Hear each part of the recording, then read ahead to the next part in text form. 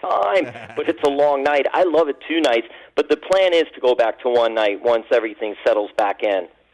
Oh, so are they doing it then because they just they don't want to have like everybody there for an extended period of time? Like, what's the logic for it? Safety protocol, COVID, exactly. You're going to have 25,000 fans the first night, 25,000 the second night. You have an opportunity to get more fans too that way because let's say you can't go 1 night. You can't go both nights. And that way it'll get more opportunities for them to be there. It's just there. Reasons like that are the reasons why, hey, we're just going to do it for 2 nights. Fair enough. Something that WrestleMania, Jim, always brings out the pageantry, and sometimes you see people who aren't traditional wrestlers getting involved. I noticed Bad Bunny is on the card. Has he been doing a lot with WWE, or is this like a specific to WrestleMania angle? It is specific to WrestleMania, but at Fastlane in February, which was another big event, not as big as WrestleMania, he sang his tribute song to Booker T, which is actually out there. Nice. And there's a video and everything. And he's a huge Booker T fan, and there was the connection. So at Fastlane, that's what he did. There were no sneak attacks on Bad Bunny that night. But he's such a fan that he actually moved to Orlando, and since then has been training at the WWE Performance Center, their training center in Orlando, and getting ready for a match. It was announced as a singles match at first against The Miz, but wisely it's going to be a tag match where The Miz is teaming with John Morrison, his longtime collaborative partner, against Bad Bunny and Damian Priest. Better when you're having a celebrity get involved, have them in a tag match rather than a single match. Although Pat McAfee pulled it off big time in his first match against Adam Cole was tremendous, but that is not the norm. So Bad Bunny, having this as a tag match is really good. But from all reports, they're all saying Bad Bunny is taking this very seriously. He's training every day, putting the time in, respecting the business. So I'm looking forward to see what he brings. Yeah, I noticed that my guy, because he's fought MMA as well, but of course the pro wrestling background, Bobby Lashley, is involved. How's he been received by the fans lately? What's he been up to? It's really great because after a long time, he finally has become WWE champion, and he's paired with Miami's own MVP, who's in his corner, seconding him. Been with him, and now he got the main title. It's been a long time coming. He's really intense, really aggressive, the almighty Bobby Lashley now, and he's going against former champ Drew McIntyre, who beat Brock Lesnar at last year's WrestleMania, so this is another opportunity for Drew to be the challenger and go after the title. I'm hoping Lashley keeps it, though, because he just got it, and it's been a long time coming, so I'm hoping he continues to have the title, but what an incredible talent Bobby Lashley is. Jim Barcelone from the Miami Herald joins us here on Onside Radio. We always love every year talking WrestleMania with Jim, and we always join at various shows I've done. He comes on to preview some of the other pay-per-view events as well. Jim, a question that I have is, I know the WWE is on Peacock now. Do they have any free previews, or is everything going to have to be paid for this one? Paid for, but very, very inexpensive. They're doing a special offer like the first few months. It's $2.50. Oh wow! And then if you don't do that, it's $4.99, $4.90. Which, if you have the WWE Network or had the WWE Network, it was $9.99. So now if you go with Peacock, not only are you getting the WWE Network on Peacock for $4.99 a month, $5 less, but you're getting all the Peacock content as well.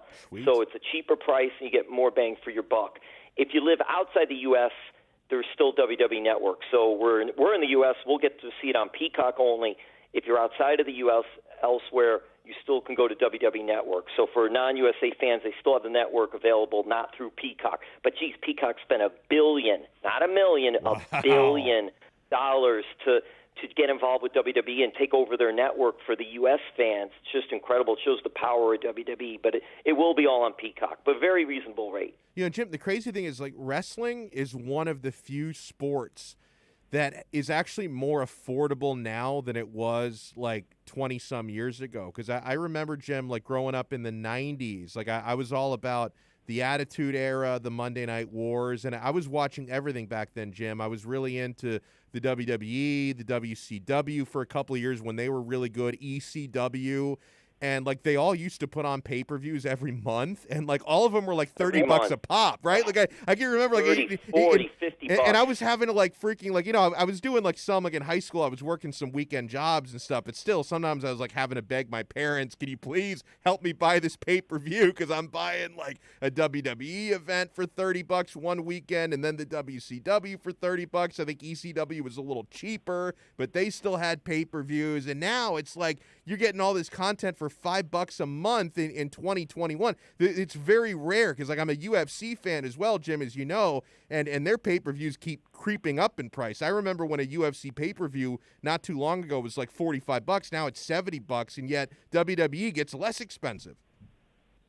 Well, it's the simple fact that when you have something like Peacock coming in and taking over that realm, and Peacock wanting to up its product, hey, who knows, someday we could see that happen to UFC. Yeah. And then obviously the price comes down, and that'll be a way to do that. But you're right, back in the day, I remember we used to get together as groups, so we'd all chip in or try to watch it as a group, just because they were so expensive and just so many of them. There was so many of them. So, but I think something like what's going on with technology and different ways with apps and just various other outlets, way to watch things, I think once they go toward that, look, ESPN put its dollar with UFC, so they're trying to make as much money as they can off that deal. But if ESPN has something like a Peacock, then maybe we'll see it gravitate where it becomes then a cheaper price, because there will be other ways to supplement that income rather than just get that one price for paying for that one event. Believe you me, Peacock is making money off this. They're going to be making money off this, not just the $250 or $4.99, $5 you're going to spend. There's other avenues and channels there that they're going to make their money, because you're not spending that kind of money to bring something in just to say, oh yeah, I have this. We're making it available to you. It's about trying to build up their numbers, build up their brand, build up what they're doing, and generating money off that. I mean, look, TV ratings, they're not the only thing anymore. You can look at TV ratings for all different types of programming and say, well, they're down, they're this, they're that. Well, there's a lot of other ways you can watch things. You can go with different apps. You can go on YouTube. I'm watching WWE, sometimes segments or shows that I miss. I'll go on YouTube a couple days later and track it down and watch it there. And you're seeing hundreds of thousands of people watching those same segments that were on Raw on Monday night or SmackDown on Fox on Friday night. There's other ways of watching, and there's other indicators. So when they say, oh, the TV ratings, they're not what it used to be. Well, yeah, they're not what it used to be. And, yeah, there might be less fan interest, but there's also more ways to watch, too. Jim, I ask you this every year. Is there a match on either of the two nights that maybe is a little bit under the radar that you think is just going to steal the weekend? I am a Ring of Honor fan. Ring of Honor is all about pro wrestling, and more so than the entertainment. Right. So anytime any of the Ring of Honor wrestlers come over to any WWE, I always watch them, see what they're bringing. And, I mean, you can go down the list, Daniel Bryan, Cesaro, Kevin Owens, Seth Rollins, Sami Zayn, and Samoa Joe, Ring of Honor guys, and they bring out the best matches. And there are two matches I'm looking at. The first night on Saturday, I'm looking at Seth Rollins versus Cesaro.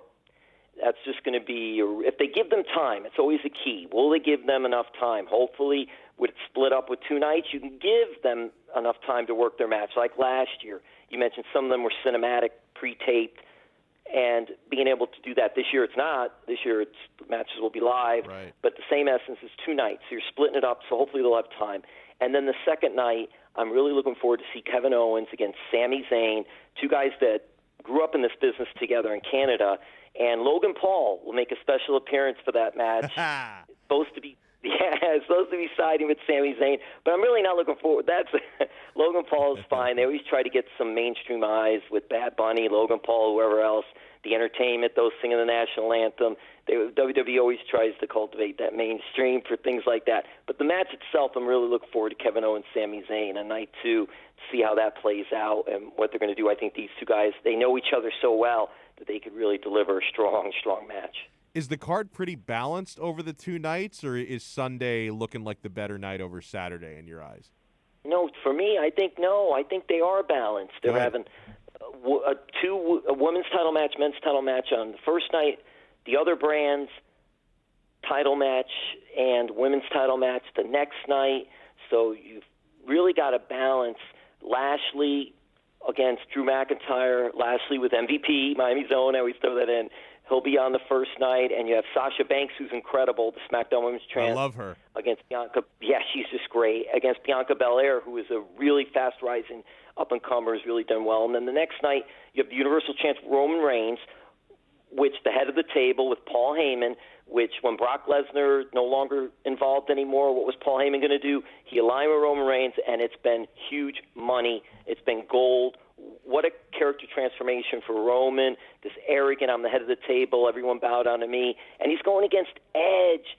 Who thought Edge would return after the neck injury, legit neck injury, which ended his career? Yeah. Multiple years later, Edge returns, Royal Rumble, wins the Royal Rumble, and they have Daniel Bryan involved as well in a triple threat.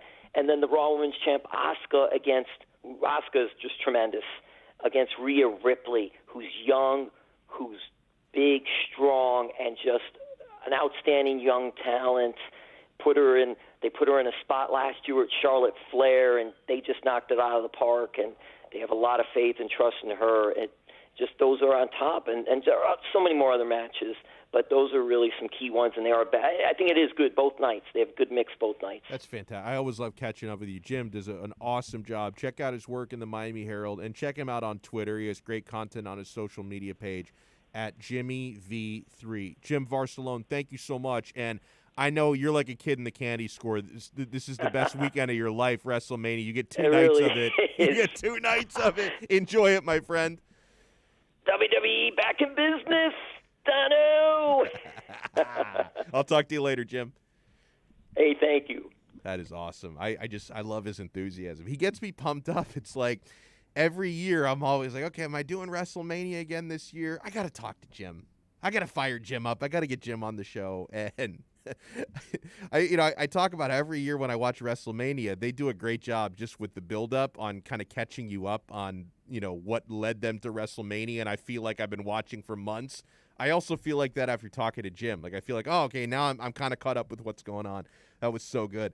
We're going to talk some soccer, a little Serie A with our good friend Frank Crivello. We love chatting with him on Fridays. Frank Crivello is going to join us next from the Serie A sit down here on Onside Radio. And since we were just talking wrestling, also, I'm happy to have a guy like Jim carry me when it comes to wrestling talk. Someone who does not need carrying, and he's going to have an awesome show tomorrow morning. I know it. Sean Stanley. Saturday mornings at 9 a.m., Sean Stanley hosts the Squared Circle Digest. Now wrestling fans have a place to call home as Sean covers the very colorful world of wrestling. Tune in every Saturday from 9 to 10 a.m. on the home for sports fans worldwide, OnSideRadio.com. We'll be right back to the Man of the Match with Alex Donno. You can join us on the Onside Sports Line, 888-441-4623. That's 888-441-4623. You can now watch Onside Radio daily by subscribing to our YouTube and Twitch channels. Search Onside Radio. Log on, subscribe, rate, and review Onside Radio on YouTube and Twitch. Find out why Big O has a face for radio. OnSideRadio.com, South Florida's home for real sports talk. Enter Miami CF, your official furniture and mattress store is here. City Furniture is your #1 home source for the trends you want at the prices you'll love, including exclusive City Furniture collections, the widest selection of styles, affordable home accents, mattresses starting at just $99 and more. Create the home of your dreams fast with next-day delivery, plus get 60 months special financing with no down payment. Because City Furniture is here to make it easy so everyone can live life like this, visit cityfurniture.com. I'm Ryan Seacrest. First responders are people who stand for a greater purpose. They will be there for you when nobody else is, to help you, your family, your community. This is their selfless promise. This is their sworn duty, to protect, to serve, to help. They put themselves in harm's way for us. They come to the rescue at times when we need them most. First responders are making enormous personal sacrifices to keep showing up for us and fighting the good fight. Nearly 70% of all firefighters are volunteers. That means when they get injured or quarantined, they may not have a way to pay their rent or keep their family safe and fed. No matter who you are or where you live, when you call 911 and ask for help, first responders show up. Now, let's show up for the people who show up for us every day and every night. Go to firstrcf.org and make a difference today. You're listening to the station with more live and local sports talk than anyone else in South Florida. OnSideRadio.com. Broadcasting from South Florida to the world. You're listening to OnSideRadio.com. Catch up anytime by downloading the MyTuner Radio app. OnSideRadio.com. South Florida's true hometown station. Welcome back to the Man of the Match with Alex Donno. Check this out. You can reach out anytime on the Onside Sports Line, 888-441-4623. That's 888-441-4623. Welcome back in at Man of the Match here on Onside Radio. Taking you up until 6 o'clock, then we'll officially get the weekend started, 6 p.m. You know, we love to bring in our good friend here on Fridays, Frank Crivello, who does an excellent job on his show that he hosts with Richard Carmen on Tuesday nights, the Serie A sit-down. And I'm actually really honored this week, Frank, because you and Richard do this awesome segment called Who Won Calcio Twitter, because everyone knows if you follow soccer Twitter, and that could include Premier League Twitter, Serie A Twitter, there's always a lot of banter, there's a lot of shit talk, and you and Richard do this great segment where you guys go through, you know, some of the funniest tweets. It's mostly banter and people talking crap, and you give out the award Who Won Calcio Twitter. And I was actually honored that I was ragging on the Juventus fans a little bit, and I actually took the title this week. So huge thank you to you and Richard for going with my tweet this week. How are you? I'm great. How are you? It was a slow week for the Who Won Calcio Twitter entry, so it wasn't that hard for you to win this week. Fair enough. You know what? I'll take what I can get, man. Hey, before we get into some soccer, I wanted to see if you could weigh in on our Foodie Friday topic for today. I asked our listeners to build their ultimate appetizer trio. If you can choose 3 appetizers, I went with, for my trio, and I go very unhealthy here. I'm thinking would be nice to eat with a sporting event, knock down some beers with. My trio, Frank, is I'm going mozzarella sticks, beer battered onion rings, buffalo chicken sliders. That's my trio. You can go with any trio of apps. What do you go with? All right. Well, right off the bat, as a tribute to a very good friend of mine from college who passed away about 15 months ago, wings have to be on there. Nice. So I mean, buffalo barbecue, mainly on the buffalo side, so that sort of thing. So that gets in. And then in Milwaukee, you got a restaurant, Moe's Irish Pub, that I have frequented quite a bit. And there's an appetizer on there that I just absolutely have to have. It's called a cheeseburger shillelagh. It's a flavorful blend of ground beef and American cheese stuffed inside a crispy wrap. It's usually garnished with like sour cream, or they've got their own like Guinness barbecue dipping sauce with it. So I can eat a whole plate of those, and be a very happy guy. Take my word for it. You got to give it. You got to try them if you're ever in the Milwaukee area. And then finally, I'm from Wisconsin, man. You got to put cheese curds on there. Good call. You got to put cheese curds. You got to put fried cheese curds on there. Battered. I'm a battered guy. I'm not a breaded guy. Right. It can be cheddar. It can be white cheese. It doesn't matter. Side of ketchup, side of ranch, all that's good. That's my trio. Very, very unhealthy as well, my friend. That's the way you got to go, man. We're not prescribing any diets to anyone. We're going with our dream appetizer trios. I love that. Now, everyone knows that, Frank and I, we're big Italian soccer fans, calcio fans, and it's a bad year overall for Italian teams in Europe, right? We've already had all 4 teams by this point eliminated from Champions League. 2 out of 3 have been eliminated from Europa League. So, the only team still left from Serie A in European competition are Roma, who pulled off yesterday a pretty impressive 2-1 on the road at Ajax. How did you feel about that, Frank? And can Roma actually make a deeper run in that tournament than we expected? First of all, I mean, to go on the road and win at Ajax is impressive, but it's kind of conflicting, it's kind of conflicting. It looks great on the surface, but Ajax at home against Italian teams, I think the commentator had said something that Ajax has lost the last how many games at home to Italian opposition. Oh, wow. In Europe. So, is that not what I mean? And they did lose at home to Atalanta in the group stage in the Champions League last fall. I do know that for sure. But the game itself, it actually set up pretty well for Roma. Roma's a team, there are teams like Roma, Inter, and Lazio.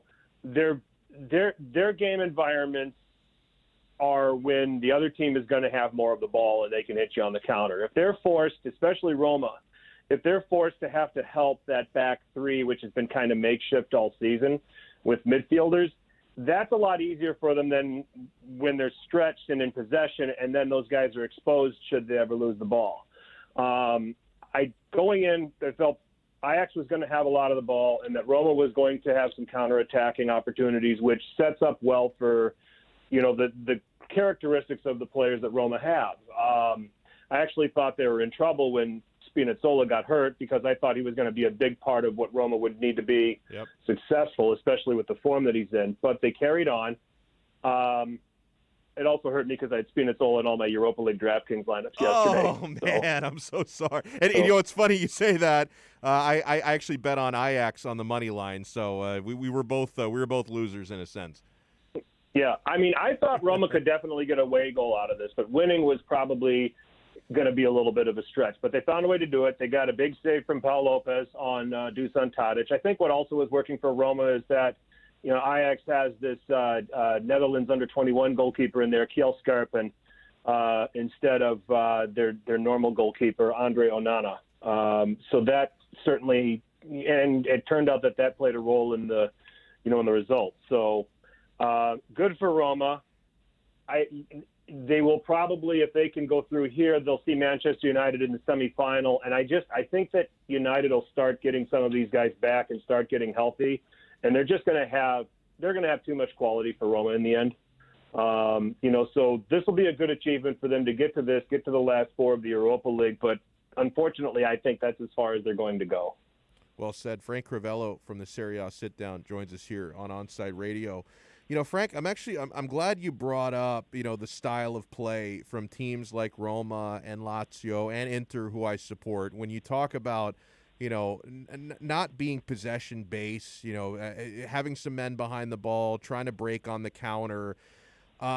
It's a style of soccer, Frank, that I'm pretty accustomed to because that's very much in the DNA of Inter Milan, who I've supported for my entire life. That's also, not as much lately, but, throughout my childhood, that was very much in the DNA of the Italian national team. And not every side in Italy plays that way. I mean, for Milan, who you support, they have a bit more of an attacking DNA when you think about, the style of Sacchi in the 90s and all that. But I'm pretty used to a counterattacking sort of game. And, I talk to a lot of soccer fans. And down here in Miami, there are a lot of soccer fans, not a lot of Serie A fans. So when I have conversations about style of play, I find that a lot of the casual fans are very much into the idea of high possession, winning the ball high up the pitch, pressing. And, I kind of feel like a whole generation has sort of been brainwashed by, Barca's tiki-taka and Pep Guardiola, where a lot of people think that's really the only way you can play this game. And I can use, Inter Milan as an example here because, they're high atop the Serie A now, and they've won 10 straight games. And their last handful of wins, if you use, the metric that I'm talking about with possession, their last several wins have been pretty ugly. Okay, they're giving up a lot of possession, and they're breaking on the counter, and that's kind of been the way they've been winning. So, what's your take on style of play? Do you think fans should just appreciate victories, or should fans expect a certain standard of possession and style of play while you're winning? I have long said this on my own podcast on Serie A Sit Down, and Richard can back this up. It's not about style points; it's about 3 points. Yeah, well said. And in Inter's case, the game against Sassuolo at midweek, and I even said this on the podcast on Tuesday when we previewed it, and I said, I'm going to tell you exactly what's going to happen. Sassuolo is going to have a ton of the ball. And this is the way Inter is going to play the rest of the season because they can. An 11-point lead at the top of Serie A. And Conte, every game, every opponent is just going to say, here, the ball is yours. You have it. You're welcome. Bring as many guys forward as you want, but just be careful because I've got 2 dynamic forwards going the other way. And we will hit you, and we will get chances. With the way Lukaku and Lautaro have been playing together, particularly over the last several weeks. And then you add the element of Christian Eriksen, who can provide longer range passes now from midfield because he's learning to actually be a midfielder and not just a playmaking midfielder under Conte's watch. And then you have the pace of a Hakimi, coming down the right-hand side. I know the last couple of games has probably been a little bit of a struggle from them, but the way this Inter team is set up, I will be surprised if they have a superiority in possession in any of their remaining games. And I don't think Antonio Conte is going to be bothered by that. I don't think Inter fans should be bothered by that. And as a Serie A fan myself, I expect it to be that way. And for them to do it any differently is just going to be madness. This title is theirs right now. I said on Tuesday, I said, the Scudetto badge is the green is on there already. So they just need to get the white and the red, and this is the way they're going to do it. Well said. We're joined here by Frank Crivello. Frank, something that we saw in the other, midweek match, you mentioned Inter Sassuolo. We had Juventus getting a big victory against Napoli in that makeup game that was, very controversially, initially called a forfeit, and then it was later rescheduled. And a big highlight there was Paulo Dybala. And, Dybala has not been readily healthy and available this year. And, of course, Juventus have struggled. Maybe some's related to that. Others, there are a lot of other issues there. But, if they can get a healthy, impactful Dybala for the rest of the season, how much of an impact can he make with Juventus? And do you think that his long-term future is with Juve, or could he be on the move this summer, as some are speculating? Well, if Juve move on from Ronaldo, which I think they should do, they need to keep Dybala. All right, I think it's going to be too big of a hit if you end up parting with both of them because I think if they're able to hang on, and I think they do keep Alvaro Morata beyond this season. I like how Pirlo has them set up where Morata is your striker. He's kind of a higher reference point where Ronaldo's, even at his age, can provide a little bit of creativity, can run at people with the ball. Dybala can do that, albeit he's left-footed, so he'd be coming from the right-hand side. And I think that system sets up nicely because it keeps Federico Chiesa in the midfield, where I think he's far more dynamic, being able to run from the midfield and being able to get into the spaces that, Ronaldo and Morata are leaving for him or a Dybala and Morata are leaving for him. And I think that attack would be far more dynamic. So if they move on from Ronaldo, Dybala should remain with Juve. I think it would be crazy if Juve decided to part with both of them. And if they did, it's only because they know they're getting somebody else that can more than fill what those guys are capable of doing. It's one game back. It was great to see his performance. It reminded you of some of the form that he showed 4 years ago when Juve were on that path to the Champions League final. I want to see him do it for a few more games, but that's kind of where I sit with as far as Dybala and his importance to Juve. I think they got to keep him if they're going to move on from Ronaldo, which is what I think they should do. What they end up doing in the summer might be a whole different story, though. That makes a lot of sense. You guys want to make sure you follow Frank on Twitter at FTC_21. Follow his show as well at Serie A Sit Down, and make sure you check out the Sit Down on Tuesday nights. Usually you guys get started around 8:30 Eastern normally. I want to make sure people watch that live as well and listen to the replays. But we are going to be moving to Sunday nights. Nice. Starting this week. Personal scheduling conflicts are prohibiting us from doing Tuesday nights anymore. So it's going to be Sunday night at Sirius Sit Down on Twitter. Follow us there, and we'll have an announcement for what time we expect to be going live on our YouTube channel Sunday night. No, and honestly, I think for the style of show that you guys do, I think that really works for you because you do a lot of breakdown from the weekend. So now it's going to be even fresher, right? It's like, why wait until Tuesday to do what you can do on Sunday? So that actually, I think it works out for you. Yeah, it gives me less time to break it down. So it's going to be, there might be Cliff Notes versions compared to what we usually do. So we'll see. But we expect more listeners and viewers because we think our listeners are the type that are having the Sunday sauce.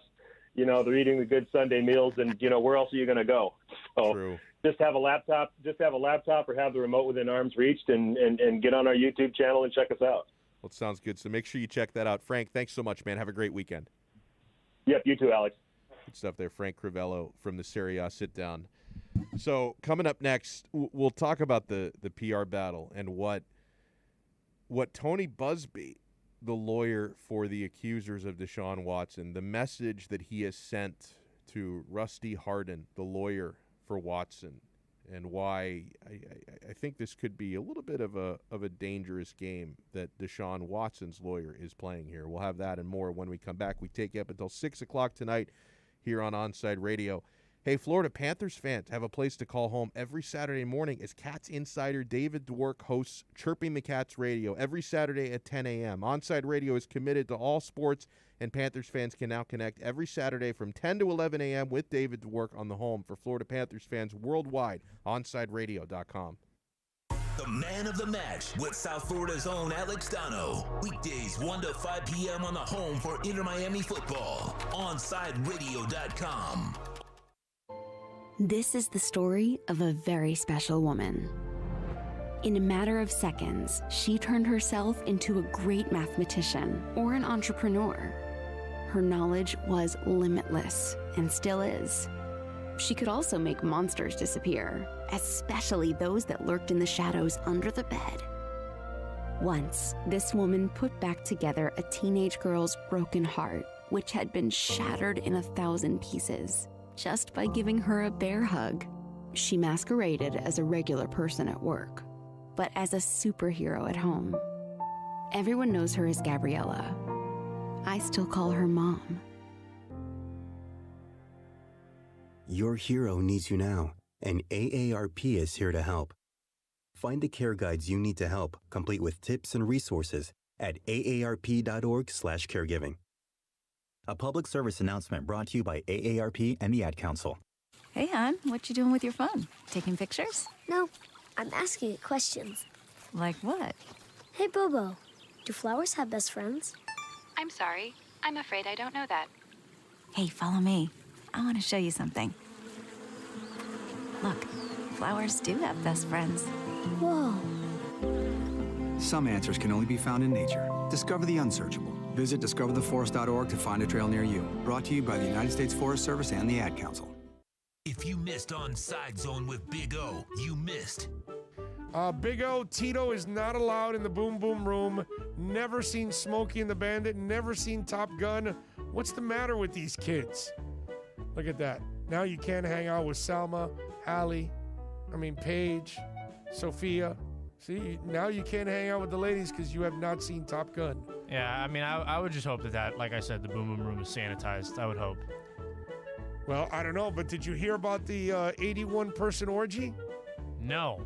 What is wrong with you? The Onside Zone with Big O, only on OnsideRadio.com.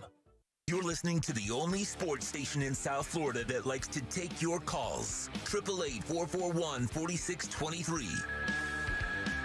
We connect with a South Florida sports fan because we are South Florida. Locally owned and operated. 888-441-4623. OnsideRadio.com. South Florida's home for real sports talk. Look out, world, we're getting strong. The future's here and we belong. She can STEM, she can do more. Like build a rocket and watch it soar. Or clean the oceans and make the world a better place. Oh, she can STEM, So can you find a cure, invent something new. There's no challenge in the world that she can't face. She can STEM. Learn more at She Can STEM. A message brought to you by the Ad Council. Keeping you informed in the world of sports.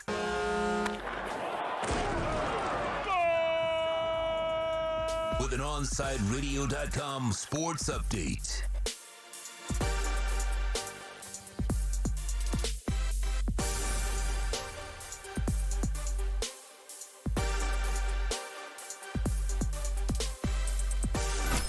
You're listening to OnsideRadio.com. Catch up anytime by downloading the MyTuner Radio app. OnsideRadio.com, South Florida's true hometown station.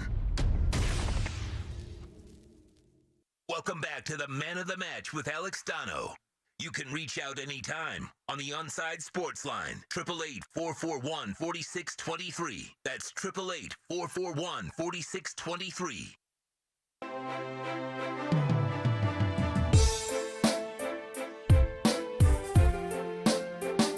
Yeah, I was thinking about what weekend plans I have. I guess a lot of it's going to be devoted to WrestleMania and the UFC fights that are in the afternoon tomorrow, which I guess that kind of works out with the UFC because then you have WrestleMania on Saturday night and Sunday night. I got my first vaccine appointment finally for Monday. Hopefully it doesn't turn me into a Jets fan or a Juventus fan or something. I'm excited for it because it's nice. I think my parents have gotten their vaccines. I'm happy for them. Of course, they got it a couple months ago because they're seniors, so they were farther in line, higher up in the priority than I am. They got theirs, and they seem to be it was like a weight lifted off of their shoulders. So I'm looking forward to that. Broadcasting live here inside what's formerly known as Inter Miami CF Stadium. We had the announcement this morning, great news conference, press event here in Fort Lauderdale, the unveiling of what is now Drive Pink Stadium. And no vowels in there, just so you know, which is fine because I think vowels are dying here. It's DRV PNK Stadium, powered by Auto Nation. I think this is a great corporate sponsorship. And I'm proud of the work that Inter Miami CF is doing both on the pitch and off the pitch. I mean, on the pitch, they've really worked hard to, correct some of the things roster-wise and coaching-wise that didn't go great last year. I think they learned a lot of things in their expansion season, which was an interesting and, of course, at times very difficult expansion season because how many expansion teams have had to deal with global pandemics? I mean, this is just a weird time to start the history of your franchise. And they had the spine of the team with people like LGP and Lewis Morgan and Blaise Matuidi and Gonzalo Higuain, and they're building around that spine. They've made some changes here, and of course Phil Neville coaching the club now. So on the pitch, they're really working hard, and then off the pitch, a naming rights deal for a stadium is big. I mean, you saw how hard the Miami Marlins just worked to finally get one. That ballpark had been open for 9 years. And they get their first naming rights deal, and they gave theirs to Lone Depot, whereas the Inter Miami, I thought a partnership and a stadium naming rights deal with Auto Nation and Drive Pink. And, of course, those who live down here and you follow Auto Nation, which is a very, respected and prominent car seller in the area, you know that Auto Nation does a lot with charity, and they do a lot for cancer research. That's where their Drive Pink initiative and the pink plates that you see on Auto Nation's cars comes from the work that they do to fight cancer.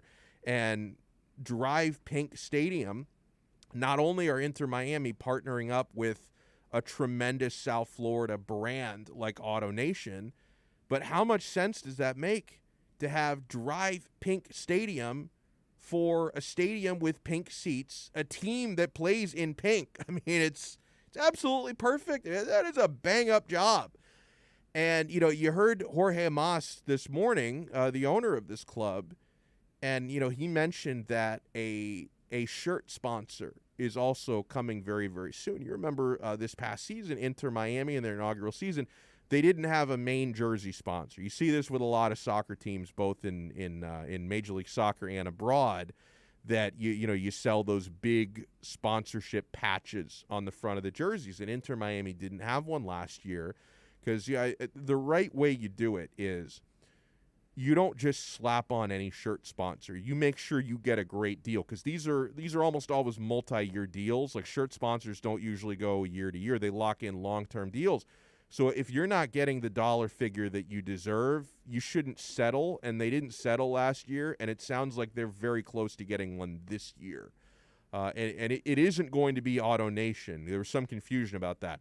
Auto Nation are sponsoring the training kits, which is a separate sponsorship, and Jorge Mas said that they are very, very close to finalizing the main jersey sponsor. So I don't know what it is. I don't have any insight. Nobody tipped me off, and I think I know why nobody tipped me off, because they know I've got a big mouth, right? If anyone was going to give me some inside info, I'm going to start blabbing it around town, all right? They're smarter than that. They're smarter than tipping off Donno, because if Donno was trusted to keep these secrets, I'm going to be telling anybody who will listen. So I don't know who the kit sponsor is going to be, but that's going to be another revenue source. Stadium naming right is big, so they're locked in with Auto Nation here for Drive Pink Stadium, which makes so much sense for a number of different reasons.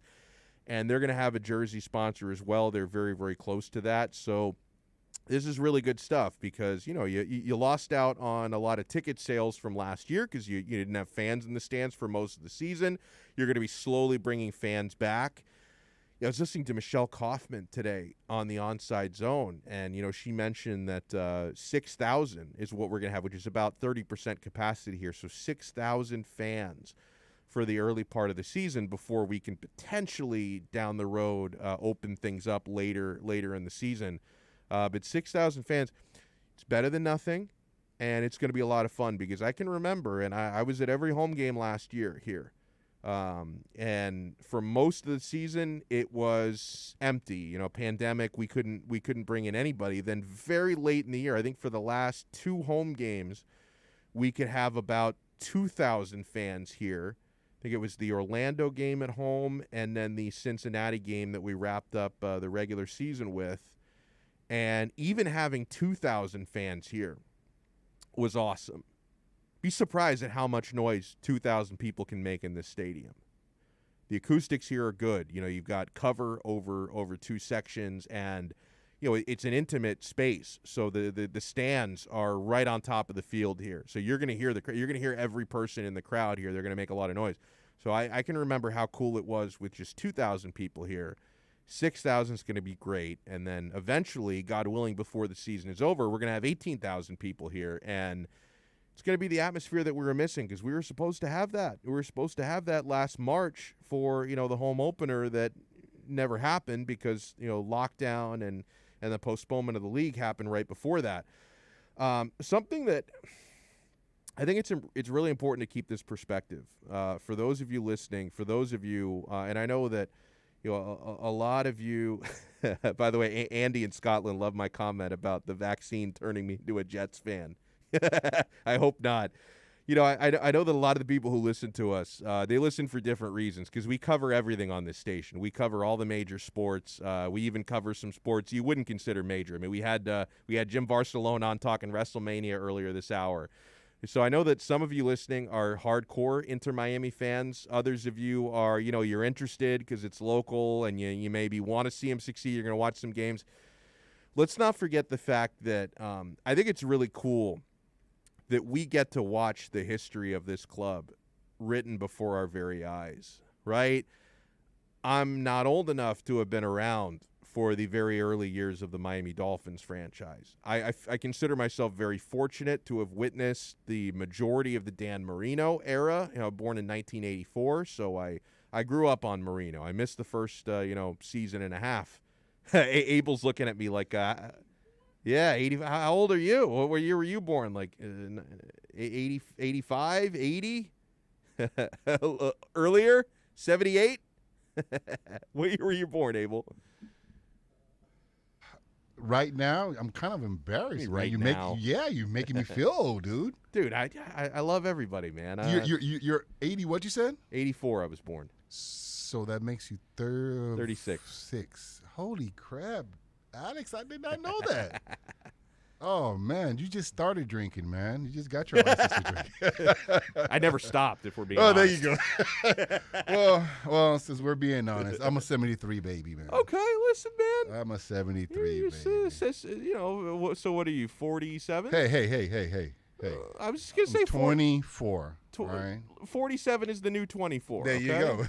go. Don't worry about it, bro. Don't worry about it. I actually turned 47 this year. Good for you, man. So, all right. All right. You don't look a day over 28. I appreciate that. Yeah, you of definitely course. surprised the heck out of me right now. I'm like, what? But listen, even for somebody born in 73, I think the point still stands that, you weren't around for 72 for the undefeated season. You probably don't remember the Super Bowl that they won on the year of your birth in 1973 either. Definitely not. So it's like, we have the and listen, I've had this opportunity, of course, as a Heat fan. I was around for the inception of that franchise and the entire history, and it's awesome. Like, it's awesome to know that you can go through any historical point in Miami Heat history, and I remember it. I was around for it. I was probably watching whatever game you bring up. I've got that for the Miami Heat. I've got it for the Florida Panthers. I don't have it for the Miami Dolphins. You guys know, you guys know that I'm a big Inter Milan fan. That franchise came into existence in 1908, and one of the best periods in the club's history was La Grande Inter in the 1960s. I obviously wasn't around for that. So it's like for Inter Miami, a clean slate. We're going to be around for everything. We're going to be able to witness and be a part of every historical moment. For the however many years we're around, we're going to be around for all these historical moments and firsts. So I think it's really, really cool. Oh, Andy in Scotland was also born in 73. So there you go, man. All right, we're going to wrap up this episode when we come back. We're going to wish everyone a great weekend after this. Hey, start your morning every day at 8 a.m. with 4th and 20 with Toast and Marsh. The boys cover all the local sports stories while providing some great Miami Hurricanes insight. Download, subscribe, rate, or review the podcast. It's 4th and 20, 8 to 10 a.m. only at OnSideRadio.com. The man of the match with South Florida's own Alex Donno. Weekdays 1 to 5 p.m. on the home for Inter Miami football. OnSideRadio.com. Look out, world, we're getting strong. The future's here and we belong. She can STEM, she can do more. Like build a rocket and watch it soar. Or clean the oceans and make the world a better place. Oh, she can STEM, so can you. Find a cure, invent something new. There's no challenge in the world that she can't face. She can STEM. Learn more at She Can STEM. A message brought to you by the Ad Council. Ashiro's work is never done. You care for the house, the kids, and our future. We're so grateful for all you do. Now it's time to care for yourself and save a little more for retirement. A free 3-minute online chat can give you the personalized tips you need to boost your retirement savings now. Visit aceyourretirement.org today. A public service announcement brought to you by AARP and the Ad Council. Parents, we know we can't protect our kids from everything. Eventually, they're going to bump their heads or scrape their knees. But we can protect them from 6 types of cancer. HPV, or human papillomavirus, is a common, preventable virus that can cause cancer later in life. The HPV vaccine prevents human papillomavirus and all the cancers it can cause. The American Cancer Society recommends getting your sons and daughters the HPV vaccine starting at age 9 to protect them later in life. Join the Inter Miami family in 2021 by becoming a 2021 season ticket member. Enjoy enhanced access benefits and pricing not available to general fans. Visit intermiamicf.com/tickets for more information. You're listening to OnSideRadio.com. Catch up anytime by downloading the MyTuner Radio app. OnSideRadio.com, South Florida's true hometown station. You're listening to this station with more live and local sports talk than anyone else in South Florida. OnSideRadio.com, broadcasting from South Florida to the world. Welcome back to the Man of the Match with Alex Donno. You can reach out anytime on the Onside Sports Line, 888-441-4623. That's 888-441-4623.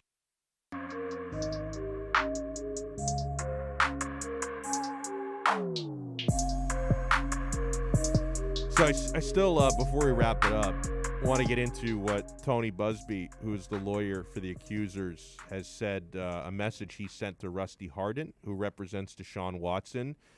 You know, first of all, and again, I can't emphasize this enough. All that I know about this case is what everybody knows. It's the court of public opinion.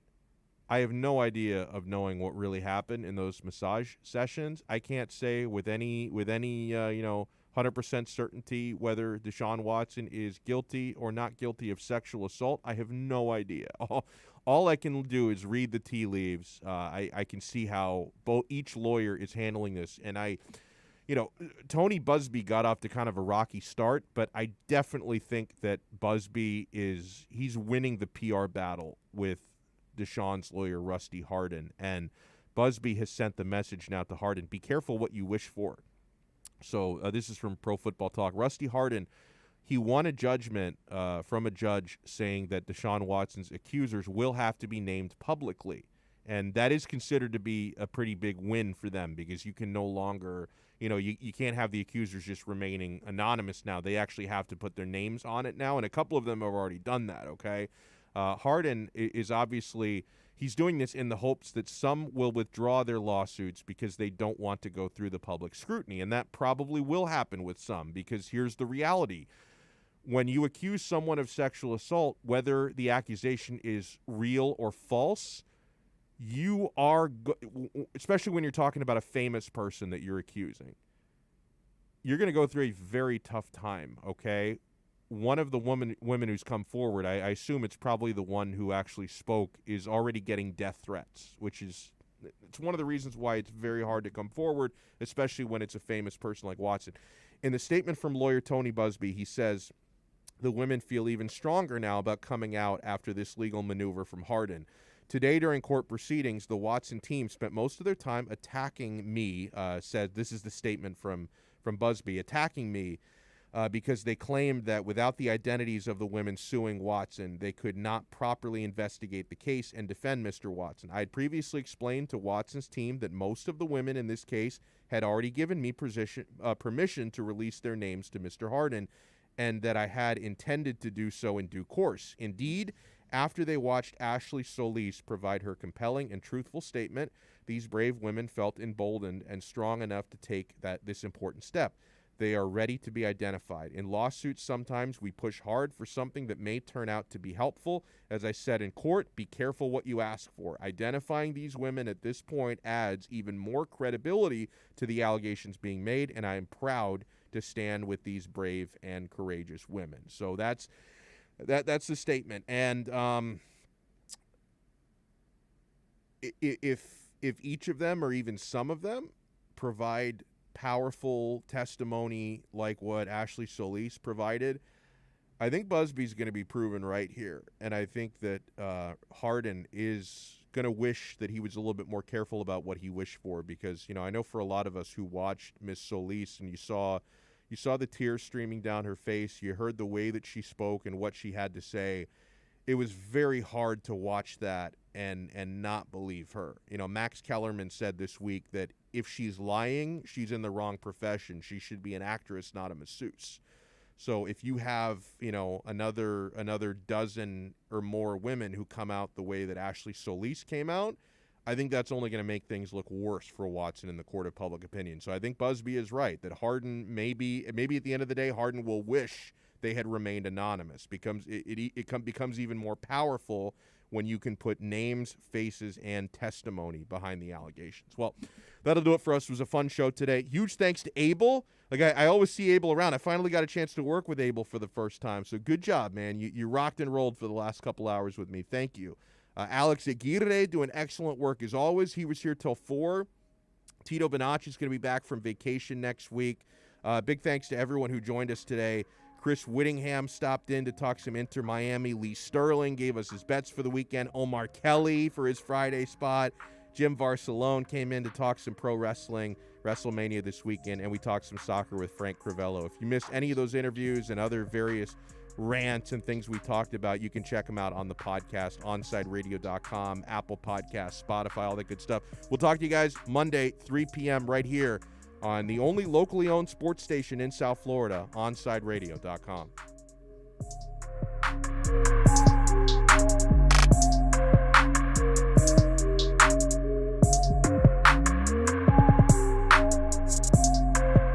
Welcome to OnsideRadio.com. Broadcasting from South Florida to the world. No station in South Florida provides more live and local sports talk. This is like rock and roll with no music. Follow us on social media at Onside Radio.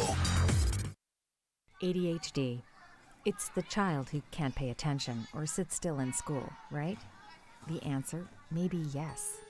Attention Deficit Hyperactivity Disorder, or ADHD, can be complicated and it can last a lifetime. Living with a condition can sometimes be a challenge. It may take years to accept a formal diagnosis, and it's not always easy to find the right treatment plan. Did you know that up to 75% of children and adolescents with ADHD have at least one additional mental health condition that also requires a comprehensive approach to treatment? ADHD guidelines were recently updated to reflect the need to screen for associated disorders. Be sure to talk with your child's doctor about proper screening and visit moretoadhd.com for additional information. That's moretoadhd.com. This message has been brought to you in partnership with ADA, ACO, and CHAD. These are unprecedented times, challenging how the YMCA works to strengthen community as we have for nearly 170 years. But we've always found ways to help people and communities in times of crisis. Right now, Ys across the country are providing emergency childcare, shelter, food programs, and outreach to seniors. But we can't do it alone. Whether you're connected to the Y or have a fond Y memory, we need you to stay with us. Reach out to your local Y today and stay with us for a better us. Hello, Inter Miami CF fans! Download the Drink AR app and play inside a first-of-its-kind virtual soccer stadium, hosted by Bodega Trevento and Inter Miami CF, and celebrate your passion for soccer from the comfort of your own home. Find the download links on our Instagram account at Treventus and get our wines delivered straight to your home with a discount for all Inter Miami CF fans. Discover Trevento, a shared passion. I'm Ryan Seacrest. First responders are people who stand for a greater purpose. They will be there for you when nobody else is, to help you, your family, your community. This is their selfless promise. This is their sworn duty to protect, to serve, to help. They put themselves in harm's way for us. They come to the rescue at times when we need them most. First responders are making enormous personal sacrifices to keep showing up for us and fighting the good fight. Nearly 70% of all firefighters are volunteers. That means when they get injured or quarantined, they may not have a way to pay their rent or keep their family safe and fed. No matter who you are or where you live, when you call 911 and ask for help, first responders show up. Now, let's show up for the people who show up for us every day and every night. Go to firstrcf.org and make a difference today. You're listening to OnsideRadio.com. Catch up anytime by downloading the MyTuner Radio app. OnsideRadio.com, South Florida's true hometown station. 4623. That's 888-441-4623. You can connect with us at OnsideRadio.com by sending us a text at 844-416-8123. The Onside Zone with a big O. All right. I need to know I'm not alone. Now take it home as the night begins to fade away. All righty. Welcome aboard. How are y'all doing out there? Y'all feeling good? I know I'm feeling good. It's a beautiful Thursday. Kind of weird for me yesterday. Yesterday I got home, I was like dead tired, and I was like, all right, this will be easy. And this ever happened to you, Sean? You're dead tired, but you get home, and then you get into bed, and you still can't sleep. All the time. Man, it is so frustrating, dude. I went to sleep like around 11:10, which is early for me normally, and I woke up at 2:20. I think I rolled in bed for like 2 hours. I do have like 8 billion things going through my mind. No. Which, yeah, it's just like, and so I don't think, and I don't believe that at all. And I was thinking about all kinds of things that were going on through my mind, and I just got up like at 4 a.m. and I just said, I'm done, dude. I'm just going to start my day. And that is a dangerous mind. Yes, it is. That is a dangerous mind, and we will be there at Dangerous Minds in Pompano for every road broadcast. It's a beautiful thing, man. So anyways, hope you all are doing well out there. Hope you're doing beautiful on a gorgeous Thursday. Boy, the clouds are just beautiful and blue. A couple little white clouds around. And, of course, we are broadcasting live high atop Auto Nation Stadium, I think is what it's called now. Auto Nation, what is it again? Pink. What is it? Auto Nation? Auto Nation Drive Pink Stadium. Auto Nation Drive Pink Stadium. Dude, that Auto Nation's had that thing with the pink and the breast cancer and all that stuff for so long now. I got to tell you something. I don't know if it was who it was in our team here that came up with the idea and the sponsor, but you couldn't have picked a better sponsor.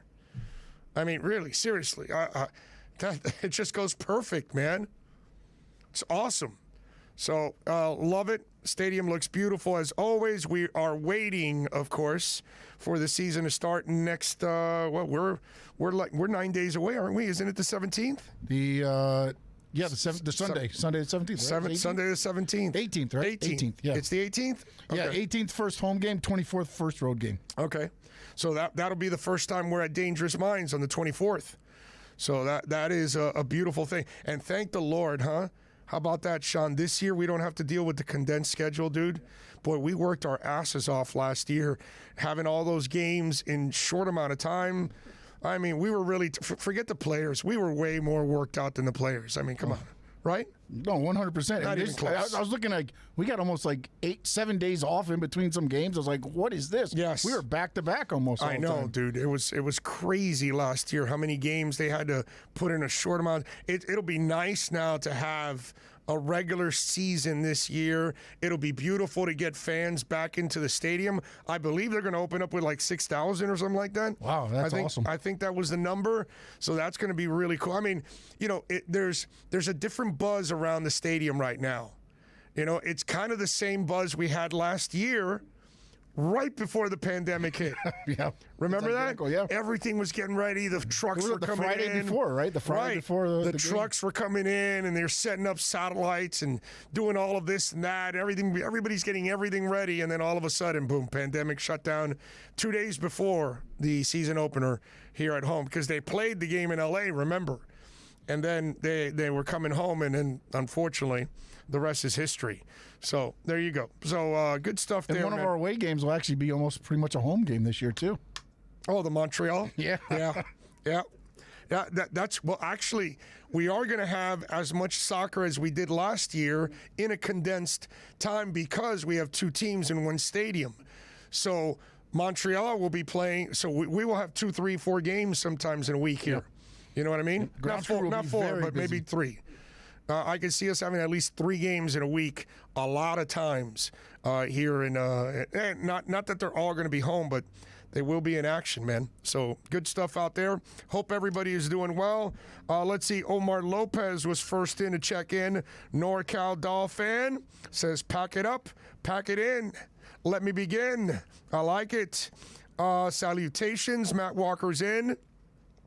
Raging Dolphin Maniac says, hi, everybody. Herman Cueva says, Big O, Arsenal, bad moments are the Arsenal Wenger curse. Yeah, you're probably right. You're right. Wenger's curse, it's just since the early 2000s, dude, I really haven't really enjoyed the Arsenal. It's been tough. And it's funny because there's some pretty cool Arsenal bars in town. And I've been wanting to go and hang out with the lads to watch it. just to have that experience, have some fun. But when they suck, it's no fun. So I'm waiting for them to kind of turn the corner one day, and then they're pretty good, and then I can go walk into an Arsenal bar where I know everybody will be happy instead of like pissed off and breaking glasses. Let's see. Herman Cueva is in. Gus 1388. Is anyone tired of the Tua slander? You know, Gus, let's get into this Tua slander stuff, because it's the microwave society that we're in. And that's really the major problem of everything that goes on in this world. You know, Mike Gesicki was slammed after his first year. You're watching Noah Igbenogany. People have given up on Noah. Well, he hasn't played much. He's a first-round pick. He didn't even have an offseason. Would you relax? Let the kid grow. We don't let Gesicki grow. Now, where are all those people that were jamming on Gesicki in the first year? Because they all look pretty stupid. So it's the same thing over and over and over again. And everybody has, short memories. It took Jason Taylor like his third year, fourth year to become Jason Taylor. First couple years, decent stats, had some injuries because he was kind of skinny, took a little bit of a beating, had to build up his body and his strength and all of that. And then eventually he became a monster. Okay, Zach Thomas blew up right from the get-go. Not everybody does. Some guys, Pat Surtain, lost for the first year. The league is littered with players that did not start their careers with a bang. In fact, they started with a thud. And guess what? That's normal for a rookie. It's normal to struggle. It's normal to look a little lost. It's normal to look not as strong as everybody else out there physically. It's normal not to understand everything out there because it's so much more complicated than what you were dealing with in prior levels. So when people have this, and then the other thing that probably hurts the whole Tua thing more than any of the other players we talked about, dude, we've been talking about this guy for 2 years before you drafted him. And there was, a tank for Tua, tank for Tua, tank for Tua, tank for Tua, tank for Tua. And it was like he was the answer. And so then all of a sudden, you get the guy that you've been wanting the whole time, and then he has a decent rookie year, not a great one. Okay, I get it. But now you overreact, and you make it sound like he's not going to be the guy, and he's not going to turn into a good quarterback. When, if you really look at it, a guy that came off a career-threatening hip injury showed incredible accuracy, showed smarts, was durable enough to last that year, coming off a hip surgery. There were a lot of positives to it, but it's not enough for some people. It's almost like, and then the other thing